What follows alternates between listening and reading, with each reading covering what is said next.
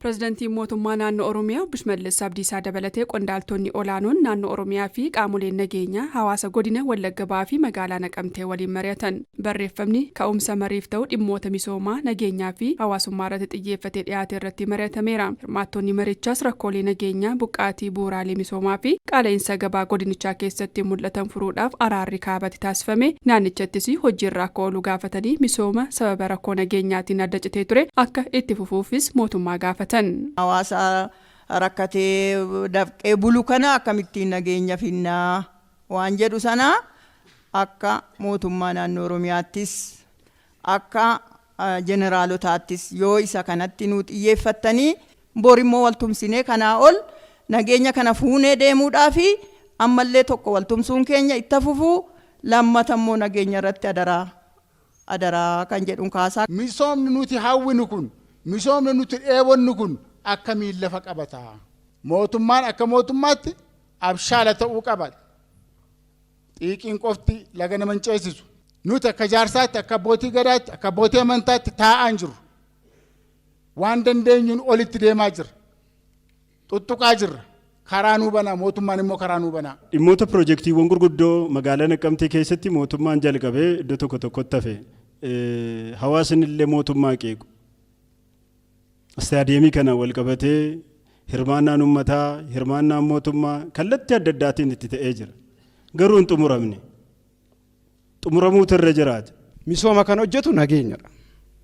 Kanaaf iyyuu nuti uummanni as keessa jiru ta'e, uummanni ala jiru daangaa nageenyaa ta'uu qabna jedhan.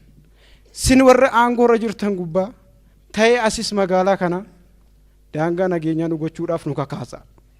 Nu dhaaba nu hiriirra nu dudduuba keessan. Pireezidaantiin mootummaa naannoo Oromiyaa Obbo Shimallis Abdiisaa yaada kennaniin piroojeektiiwwan godinichatti hojiilee misoomaa godinichatti sababa rakkoo nageenyaan dhaabbatan yeroo gabaabaa keessatti kan jalqaban ta'uu ibsanii rakkoolee nageenyaa lixa Oromiyaa fi iddoo garaagaraa jiru araaraan hiikuudhaaf ammas qaamni nagaa barbaadu yoo dhufe karaa nagaatiin furuudhaaf mootummaan naannoo Oromiyaa qophii ta'uusaa himan. Mootummaan dirqama olaantummaa seeraa kabachiisuu qaba.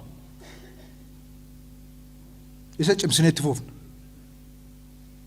Garuu nagaadhaan qaama dhufuu barbaadu kamiyyuu faana mootummaan nagaadhaan dubbatee xumuruudhaaf araaraan dubbii hunda hiikuudhaaf qophaa'aadha.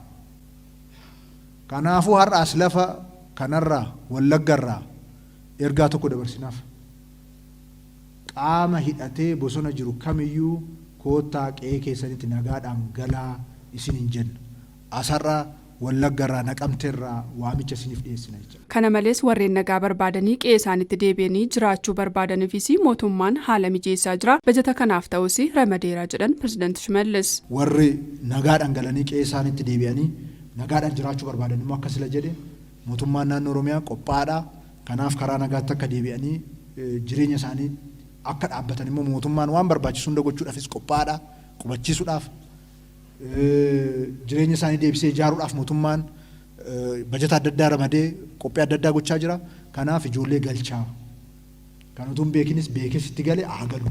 Itti gaafatamaan waajjira paartii badhaadhinaa damee Oromiyaa Obbo Fiqaaduu Tasammaan gama isaaniitiin mootummaan naannoo Oromiyaa rakkoo nageenyaa qaamolee adda addaatiin uummata godinichaa irratti raawwatamu maqsuuf yeroo kamuu caalaa xiyyeeffannoo kennee hojjetaa jiran. Seenaan biyyattii kun argitee kan hin beekne chaalenjiiwwan gurguddaa, qormaatawwan gurguddaa keessa waliin dabarsine sadarkaa waltajjii amma irra jiru kanattis akka geenyuuf uummanni lixa Oromiyaa ga'ee iddoo kamiinuu bakka bu'uu hin dandeenye raawwateera.